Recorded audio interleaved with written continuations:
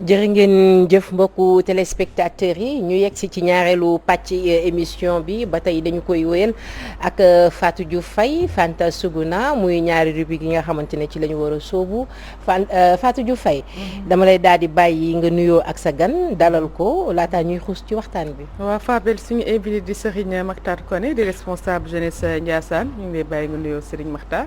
ok soxna Fatou jërëjëf. ñu ngi ubbeekoo turu yàlla. alhamdulilah. moom mi nga xamee ni mooy borom yërmande ak xéewal. di ko sant bu amul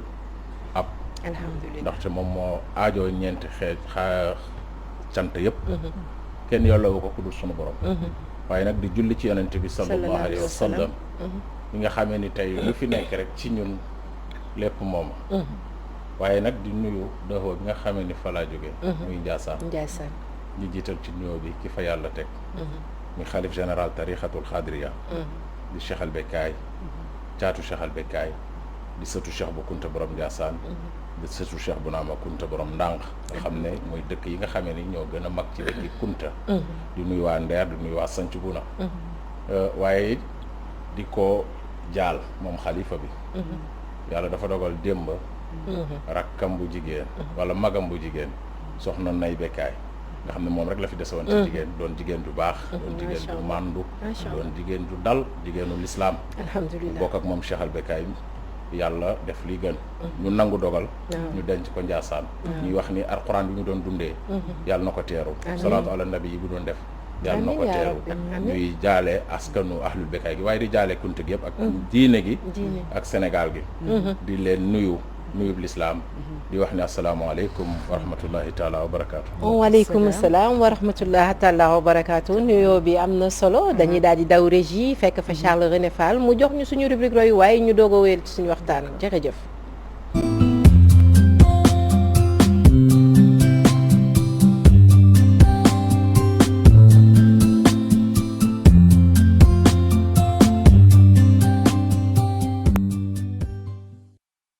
ay ca Fatou Diouf Faye ni ñu ko waxee woon sànq nga war a waxtaanee mag mu baax macha allah bu liggéeyal réewam ñu bàyyi la rek nga yaatal sa waxtaan. muy El Hadj Ahmed Bachir Kounta Fabel nekkoon journaliste bu xarañ macha allah nekkoon tamit porte-parole bu famille Ndiassane ginnaaw ba suñu invité Serigne Makhtar Koné di responsable jeunesse Khadria bu famille Ndiassane donc wax léegi dañuy dem rek ci régie benn extrait boo xamante ne ci waxtaanu El Hadj Ahmed Bachir Kounta ñu delluwaat ci plateau bi. yàlla du fàtte te itam du sànk jëfu kenn ndax dafa maandu ñi nga xam ni duñ leen tooñ bu nu deewoo yàlla naan ko yaa jalilul mutakabbiru ala kulli shay'in al adlu amruka wa sidqu waaduka ñu xam na ne ni yàlla du tooñ te itam ba mu ne faalun lima yurid mag ñi du nu tiit ba bu nu toogee ci nen du toj waaye la leen delloo si nag moo di inna allaha la yadlamu naasa shay'a walakin annaasa anfusihim yazlimun yàlla du tooñ la leen delloo si mooy xaramtu zulma ala nafsi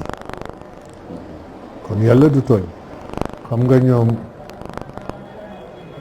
déggoon nañu taawanu ala al birri wa taqwa wala taawanu ala al ismi wal udwan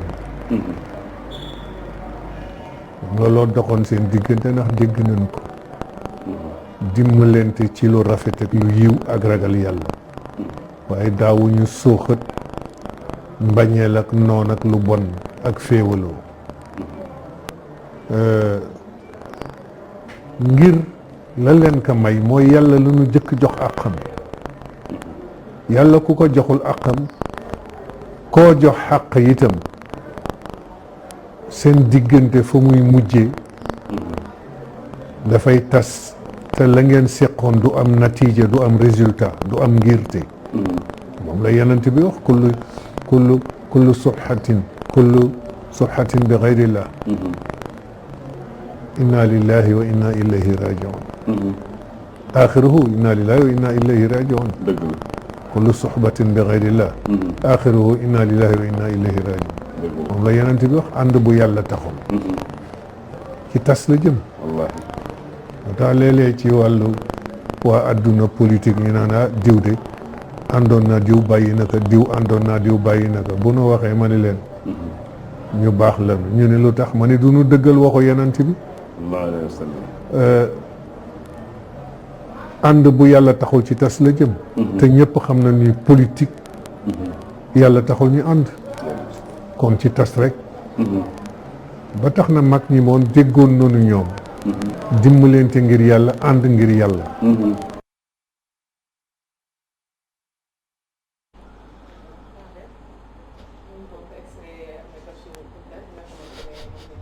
mu doon wax lu am solo Fabel suñu invité Serigne Makhtar Koné ñu déglu rek waxtaan Ahmed Bachir Kounta bi nga waxaat ñu ci kan mooy nit ki. macha allah soxna Fatou sama yaram dafa daw. nit dëgg ngi nii. ku dëggu ku baax ku jullite. ma noté léegi ci waxam rek mu wax ni ànd bu saxul rek te dëgguwul ci tas la jëm. waaye mu utilisé woon benn baat. inna lillahi wa inna ilayhi rajiun mais àndam ak sunu borom nag dafa dëggu woon. moo tax fekki na yàlla tasul. muy un exemple ci dëkk bi. ci réew mi. tey bu yàlla dogalee ñu ñëw ci royukaay di ko wax. dama wax ni voilà une personne boo xamee ni nit ñi war nañoo roy ci ñoom particulièrement nag jeunesse bi ak corporation bi ngeen xamee ni moom ngeen bokkoon. parce que dafa amoon ay valeur. duñ ko tagg ngir askanam. xam nañ ni ñëpp ni. wallaay fa mu bokk macha allah. liñ ciy waxaat day xaw a Cheikh Sidi Ali ko jur. Cheikh Sidi Ali Cheikh bu Kunta borom Ndiassane. Cheikh bu Kunta Cheikh al Bunaam. waaye Muhyiddin Ahmed Bachir bokk ak yonent bi ngir maamu Uqbatul ibnu Naafi mi nga xam ne diine buñ ko jotee fii moom moo tax. moo tabax la 4e ville sainte de l'islam. mais li ci am solo ci moom muy aussi un Sénégalais des fois dama ko doon xool ne sama papa ji. c'est un Sénégalais de bonté. ndar-ndar la gane àdduna en 1937 en Saint-Louis ci diggante nag ñaar ñu baax mooy Cheikh Sidi Ali bi ma tudd ak waajuram bu jigéen di Fatou Diagne Seyni Fatou Diagne Seyni nekkoon sëtu Rokhaya Kumba Chérif nekkoon jigéenu Cheikh Omar Foutiyou Tall. gis nga kon la ma bëgg a tudd ci askan dinaa ñëw ci Bachir. waajuram Cheikh Sidi Ali Cheikh bu Kunta ko jur Khoureyshin Pire di gaynde sunu maam Khady Jumel Kan jur ko muy waa kër Thierno Ilimane Bokar Kan ci Dimat. kon diine fekk na Muhyiddin Ahmed Bachir. muy un exemple du ku ñu war a roy def toute sa jeunesse à Saint-Louis jàngee fa alxuraan mi ngi may wax ci benn waxtaanam ci yi mu tudd ci mag ñi ak ànd ni mu war a nekk. bi nga xamee ni tubaab yi ñëw nañu sax di def loo xamee ni bëggoon imposer l'école parce que boobu c'était pas. mais c'était pour contrecarrer l'islam. nee na dañ daan xëy 6 heures du matin jàngi Quran ba 7 heures et demie ñu dem ndékki. duggi ci école 8 heures et demie wàccaat 11 heures jàngaat ba 13 heures añ doog a gontu dem bu ñu demee ba ñëw jàngaat ba timis doog a nafar téere tubaab bi mu teel a am vision jóge Ndar ci dëgër ñëw Njaasaan ci wetu keppaaru waajuram bu baax mu Cheikh Sidi Lamine ki nga xamee ni mu nekkoon ñaareelu xalifa Njaasaan toog fa 44 ans. bokkoon jamono ak sëñ Babacar bu Seydi Hadji Malick bokkoon jamono ak Serigne Fallou mu Serigne Touba waaye Cheikh Sidi Lamine bu ci njàngam ak xamam mu jël Muhyiddin Ahmed Bachir jox ko bàjjenam ñu koy wax Marème Sidi moom la Serigne Babacar tabaxoon ni étage bu mag boobu sa Tiwaaw ñu koy wax Ndiassane mu nekk ci keppaar boobu dama bëgg nga xool mbiru Muhyiddin Ahmed Bachir bokk kook Serigne Mansour Sy borom daara ji fekk fa Serigne Abdoul Aziz Sy Al Ibn fekk fa Serigne Cheikh Al Maktoum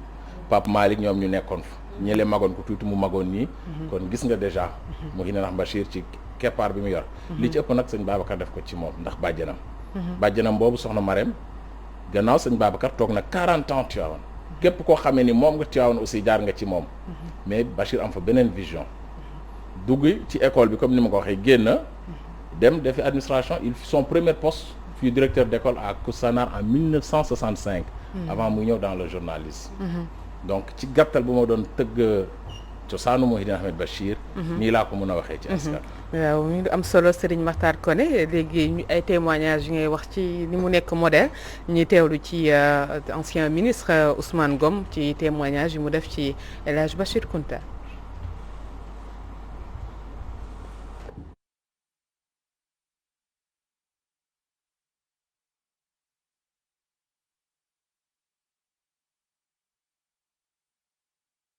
yëg rek mooy gi ma ni tey ñëpp ñoo jaxasoo xëy na Ahmed Bachir bu fi nekkoon moom du jaxasoo ni nu jaxasoo ndax ku waajaloon bés bi la nit la koo xam ni ngëmam la jiitaloon te waxtu nekk daf doon wax ni ndogalu yàlla moom teel a nangu teel a noppalu rek te loolu la doon dund itam saa su nekk ba mu nekkee ndaw ba bés bi mu fi jógee tey jaar na ci keppaaru mag ñëpp ni ma ko waxee loolu moo taxoon mu mel ni mu meloon jaar ci keppaaru Serigne Babacar keppaaru Seydou Nourou Tall keppaaru Serigne Fallou Mbacké mi demoon ba tuddee ko Siratal Mustaqim kon defe naa ni kon moom am na lu mu gisoon ci moom démb lu jiitu sax Sénégal yëpp di ko ràññee kon su fi jógee tey diine ji yëpp ñoo ñàkk Sénégal yi yëpp moo ñàkk réew mi yëpp moo ñàkk mën naa wax ni kilifa réew mi képp ku fi mës a toog Bachir xelal na la jàppale na la taxaw ci suñu wet ñun ñi nga xam ni doon nañ ministre de l'intérieur ba ki fi mujj tey ñëpp xam nañu loolu liggéey boobu rawatina nag njiitu réew yi kon ñu ngi koy sant di ko jaale président de la république Macky Sall bi nga xam ni taxaw na ci taxawaay bu wér peng démb ba léegi ba mu fi jógee ba léegi mi ngi koy nemmeeku tey jii premier ministre ñëw teewal ko fi ak délégation bu mag. jërëjëf Charles René Fall Adjaratou Penda Diallo Gueye mu nekk témoignage bu am solo. kii di Ousmane Ngom def ko ci ndem si yàlla si. waaw ñu relation la amoon. sëñ Assane ak ki nga xamante ne mooy Bachir Kounta. Ousmane Ngom bi ñu jot a déglu. seen relation bi ci njëkk relation doomu Ndar. maa ngi jàngat ci waxam li démb rek Ousmane Aliou Ngom mi ngi woon Ndiassane démb mi ngi woon Ndiassane ziare ji xaritam mais aussi ñu tiise woon lu bëri tey boo duggee kër Mouhidine Ahmed Bachir di nga fa fekk Ousmane Aliou Kounta kon Bachir sàmmoon na kóllëre mais relation professionnelle laay sax wax nee nag il fut conseiller du président de la République et en même temps conseiller du ministre de l'Intérieur à son temps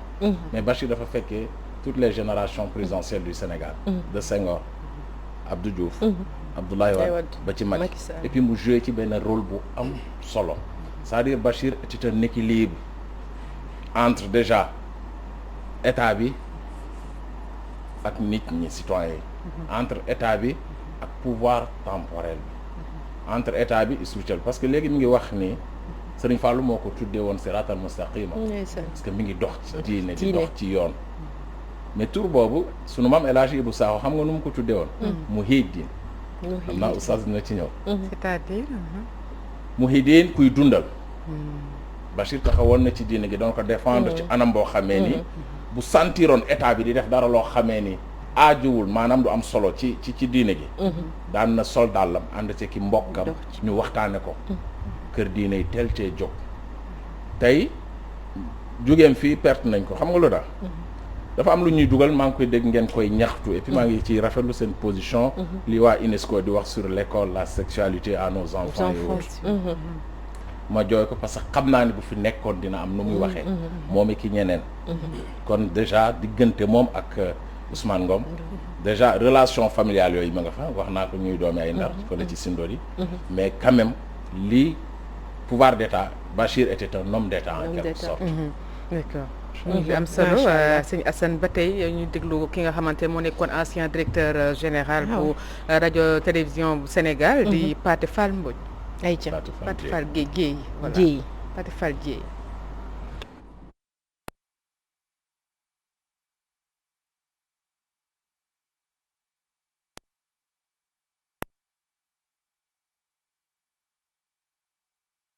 Ndar la gane àddina Dakar la wuy jee boroomam ardu Njaasaan fa lañ roo Bachir dafa consacré toute sa vie dooleem yëpp ak xam-xamam yëpp ci saytu l'islam ci rajo Sénégal dugal ci xam-xamu l'islam dugal ci nag këru diine yëpp nag lépp loo xam ni information religieuse la woon noonu lañ ko daan doxale Bachir nag nekk nit koo xam ni kii daf ci amoon solo lool ndax lan ndax daf ci daan def alalam am na ay speaker yoo xam ni dañuy ñëw duñu am cachet duñu am luñu moo leen di jox cachet moo leen di fay ci xaalis boppam ba pare mu dogu woon ci retransmission wu aji Makka ci rajo Sénégal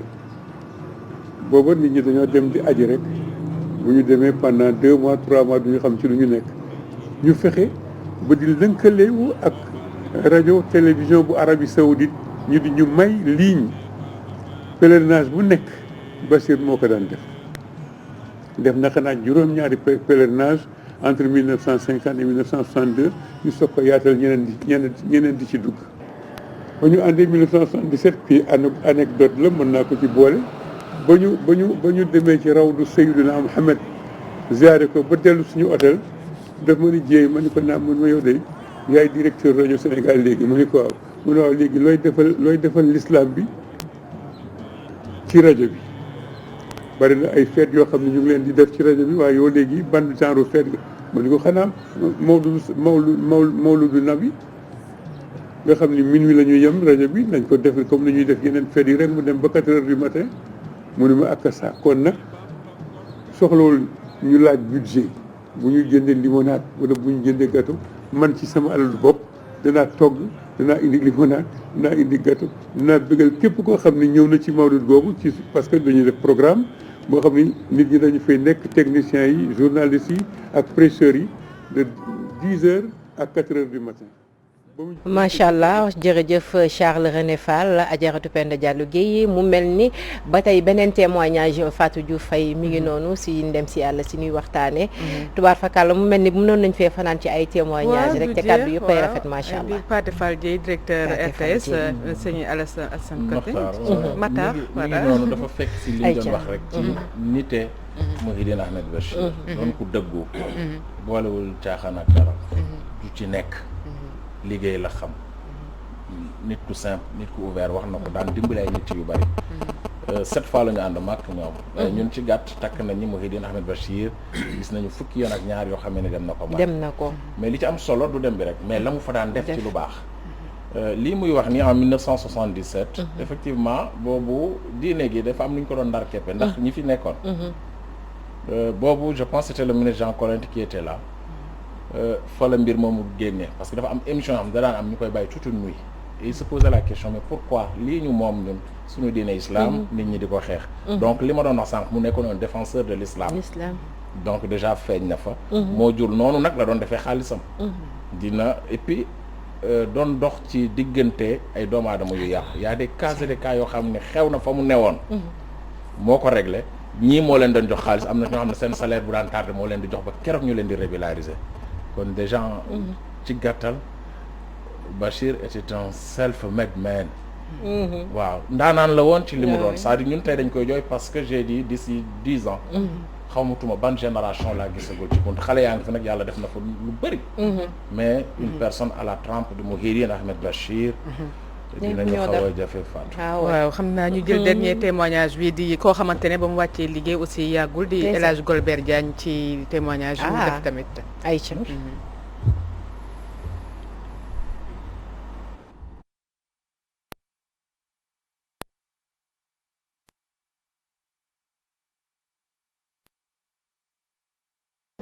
moo amee dundu ndeyam ak mbokkam yëpp ca Ndar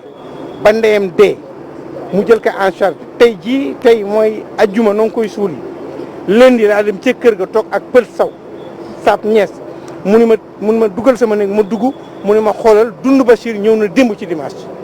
donc ba fii mu toog ba ndeyam gi ne ba léegi il prend en charge ses nièces ses neveux dafay jàngu xale yi dafay ndox dafay yëpp loo am partagé nag te foo ko fekk il aime communiquer qui ne communique pas bloc donc ñun ñii ñëpp dañu am benn mission boo xamee nii ñun ñëpp jéppi dañu war a bëggante ñun bu ñu waxee nu ñu waxu leen dëgg suñu bindee nun da ngeen di jaay xam-xam lu ñu wax ñu fixé ñu waaye nous sommes les artisans ñun ñooy defar réew lu ma xam ci journalisme ak communication moo ma ko jàngal la dernière fois bi mu jógee en 63 di def fi jeu de l'amitié moo Pathé Dieye daf ma ni je te lègue la gestion de la radio mais souviens-toi toujours qu'en 30 secondes tu peux détruire une nation et en 15 minutes tu peux faire un peuple. Sois humble, sois généreux bala ngay wax ci rajo bi dara demal ba teg ci sa baaraam fekkee ka sooy def sa papier boo ko bindee jox ko sa collègue yi ñu corriger ko kilifa bu nekk sa kanam nangul ndigal loo am bokk ko le métier du journalisme et de communicant mène à tout. alhamdulilahi rabbil alamin image yi Charles yaa ngi ñu ko woon mais fu mu toll nii yëpp wàññi nga suñu point yi tubaar fakàlla soo xoolee ñi gis ci image yi ku ci mel ni sëñ Pape Malick El Hadji Golbert Diagne ñoom ñëpp ñu dem El Hadji Bassir Kounta ñoom ñëpp ñu wuyu ji yal na leen yàlla yërëm te yéexee ñu fa ñu nekk yal na leen gënal fii ñu bàyyi ko dootuñu am mag ñu mel ni ñoom macha allah Fatou Diouf. waaw dañuy bàyyi kàddu bi rek sëñ Makhtar wax. soxna Fatou sunu papa yal na leen yàlla yërëm. amiin yaa rabbi wax na lépp sur le sens wallaahi de partage bi Bachir am aussi ci ni muy gëmee woon li ngeen nekk. effectivement boo leen juuma rek ñun ñu juum. parce que dañ leen di déglu di leen topp. c'est vrai kon déjà da ngeen nekk élément précurseur dans la vie d'un citoyen. mais gis nga ndimbal gi muy wax action sociale yooyu. nee na looy dem ba wax ko nag ci teg baaraam. waaw c'est très important c'est très important. ça c'est très important te loolu la ñu gëmoon ñoom dégg nga ko am na fu ko Bachir di waxee ni booy juumee rek mbir yàqu donc boo leen di jàllale foofu la ko moo tax dafa am bërëb yoo xam ne dañ ci bàyyi xel mu wax léegi Ndar dund ñetti daara di Mouhidine Ahmed Bachir di dund yëpp moo leen yoroon seen dund daaray Qur'an mi ngi biir Ndar ñetti daara chaque fin du mois dara du taade waxuma kër yaa macha allah dama ma toog benn kilifa Ndar ci Sindodi muy waa kër Madior Cissé mu wax ma ni moom li ko gënoon a charmé ci Mouhidine Ahmed Bachir nee na bu daan ñëw Ndar yaay ji li mu doon mag buñ demee ba ay 11h ba yaay ji yeewu ndeysaan mu toppatoo ko moo ko doon jox ndékki ci loxoom nee na dina jël Mouhidine Ahmed Bachir ànd ak moom bokk loxo yaay ji di ko raay di doxantu biir Ndar ndeysaan mi am solo wax ci moom sëñ Makhtar 7 janvier bi la anniversaire décès bi tey le 15 ñu leen ciy gërëm le 17 incha allah lay am ñaari at ñu koy defal kaamil ndax situation réew mi ni mu tuddee ci Ndiassane di ñaan yàlla mu nangul ñaan yëpp ñi mu fa fekk ñi ko fay fekk ñun ñëpp suñu borom defal ñu xéewal ci ñaan boobu yàlla mën na ko yàlla na ko yàlla def may ci aussi gërëm njabootam macha allah vraiment ñu ngi fi. may wax rek ñaan gi ma leen di ñaanal mooy li sëriñ Abdoul Aziz ñaanaloon sëriñ Sidi Yaxee ci njabootam. ne yàlla na leen yàlla tollale ñoom ñëpp ni ba ñu peñe. peñe dafa sutante. waaye boo ko téye boo duggee rek lépp fay duggandoo. yàlla na ko yàlla def ci njabootu Mouhidine Ahmed Bachir. amiin ñu ci jiital taawam Uxbatul Mustajab. xam nga maa ngi wax ni Uxbaay maamam. waaye mu jël taawam tuddee ko Uxba. macha allah am doomam tuddee ko Soxna Lalla Aïcha. am doomam tuddee ko Soxna Fatou lépp day jëm mbokk. pour dire ni Bachir buggee mbokk. am doomam tuddee ko Cheikh Sidil Makhtar al Kabir di sama turandoo Cheikh Sidi Makhtar ci tarixa xaadiriya moom la ñu tuddee le réformateur al mujaddid le réformateur de la tarixa waaye jël doomam tuddee woy juróom muy Cheikh Seydi Ali mi ko jur muy nag kenn ci man di sama xarit mu koy nuyu wallaay ni nga waxtaanee wane ne ko kenn la ci yow kenn la woon ci Sénégal kenn la woon ci ñun ñii ñëpp parce que bari na ci génération boo xam ne bari na ci ñoom benn génération bi El Hadji Bachir Kounta toogee ci xalif bi ñu ci bëri daf leen jaaxaloon ci génération bu ndaw bi parce que dañ ko daan gis ci journal yi dañ ko daan dégg ci rajo bi ñu xëy gis ko ci xilaafa bi te ñun dañoo am benn image boo xam ne suñu waxee sëriñ rek dañ koy gis ci daara ji dañ koy gis ci yenn kii mais moom fi ñu ko doon gis ak keroog bi mu toogee ci xilaafa gi mu mate ko it sëkk yal na leen yàlla yërëm yal na leen yàlla eggale ci àjjana yu kawe ya Fatou Diouf Faye Charles mi ngi ñuy wax ne waxtu bi jeex na tàkk waaye royuwaay bi nga def moom tey macha allah. waaye ñu doon waxtaanee ku marqué mémoire sénégalais bu baax rek. ci jëfam ju baax ci wàllu liggéeyam ci wàllu journalisme ci wàllu islam ak yeneen di jaajëfal bu baax rek sëñ Makhtar Koné. jërëjëf di wax jox daje incha allah ba beneen yoon. jërëjëf ko téléspectateurs yi nga xamante ne ñu ngi doon seetaan di leen jox daje rek incha allah ci beneen ajjuma ci beneen rubrique royuwaay. jërëjëf Fatou Diouf Faye ñun yow la ñuy jaajëfal bu baax a baax di la xaaraat ajjuma incha allah ci beneen royuwaay ñu dem léegi régie jëli suñu dernière kii bi nga xamante ni moom la ñu am muy suñu rubrique mode islamique ak Fanta Souguna léegi lay doon.